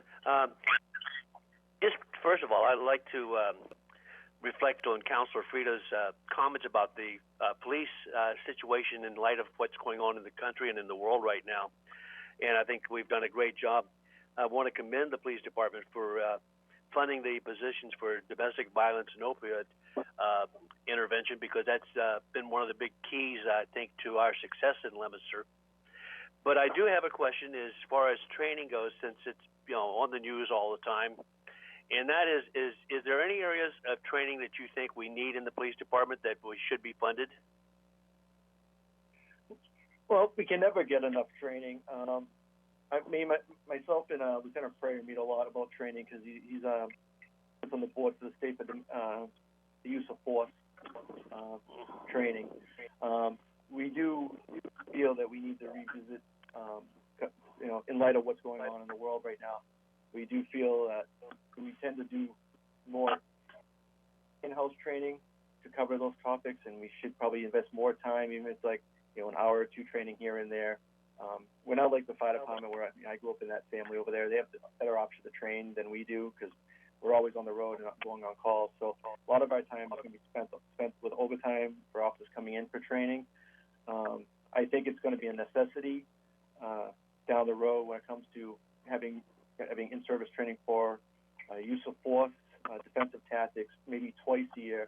That will include firearms training and situational training for for the use of force in firearms. So I think it's something that's going to need to be done a couple times a year. We do have to. Our policies are where they need to be, but you can always make them better.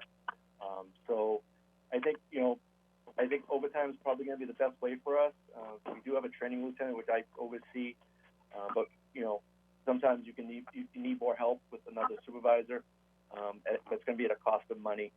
But bottom line is you just need to train and train and train. I mean, everybody says it, police, law enforcement community.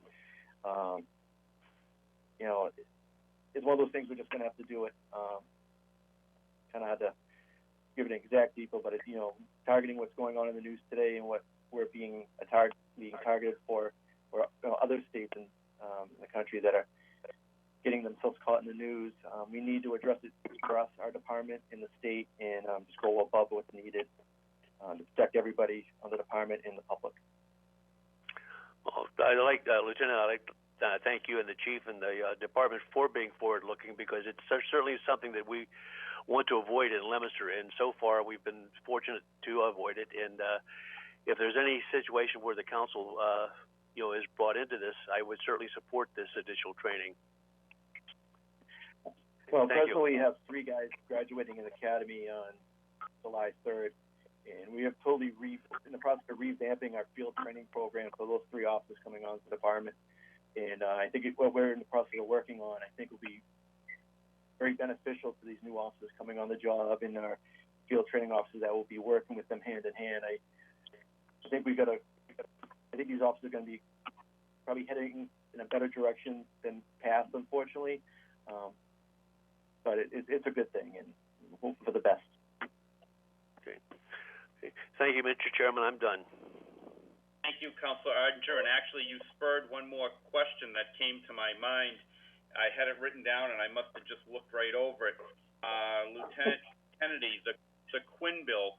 I know that the number of officers that are eligible for it, because that ended up becoming a contractual thing after the state changed it.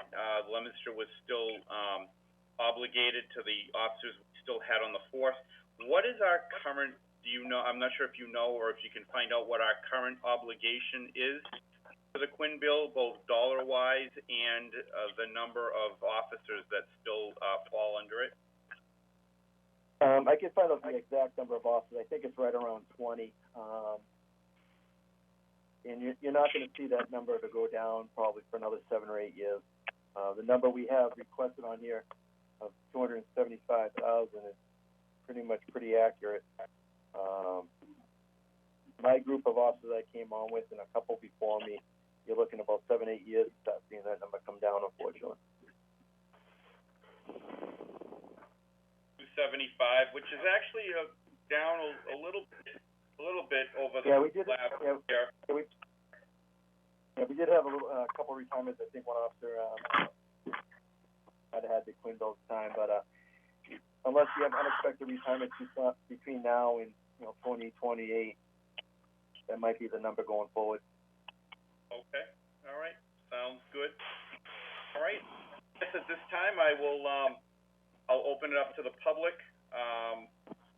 Nobody had chimed in when we asked if anybody would want to speak this evening, but in case anybody has joined, I'll give the opportunity for the public to speak. If anybody wants to speak, they have up to 2 minutes. We will not be, entering any debate or giving any response. We'll be listening to your opinions.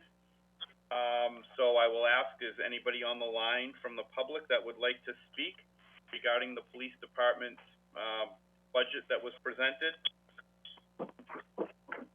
State your name and address. Once again, is there anybody from the public that is on the line that would like to speak regarding the police department's budget that was presented? And for the third and final time, is there anybody from the public on the line that would like to speak regarding the police department's budget? Seeing none, that portion is closed. And if there are no additional questions or comments by anybody, this department budget hearing is also closed. And that is all that we have on the agenda for this evening. Mr. Chairman? Yes, Mr. President. Yes, before we adjourn, we should just remind the public that we do have a special meeting of the City Council on Wednesday, June 17th, starting with a public hearing at 5:45 p.m. relative to the mayor's 46th budget action plan for the CDBG program. The regular meeting is expected to, the special meeting of the council is on that date and time is expected to start after the public hearing. Don't anticipate that special meeting to be very long. And then, of course, your committee has further budget hearings on Wednesday evening, starting with 6 o'clock with the Recreation Department, 6:15 with the library, and 6:30 with the schools. I want to thank you and your Finance Committee for doing a wonderful job under difficult circumstances tonight, and all of the council for cooperating and also doing a wonderful job with these trying times. And unless you have anything additional, Mr. Chairman, I believe we can adjourn.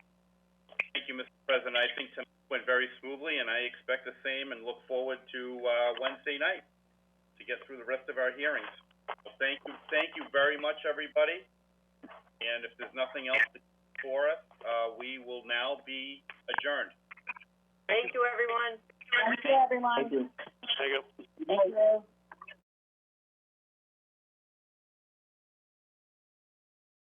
Program is sponsored by Medical Arts Hearing Instruments, 52 West Street in Leominster, locally and authentically providing better hearing and quality of life since 1978.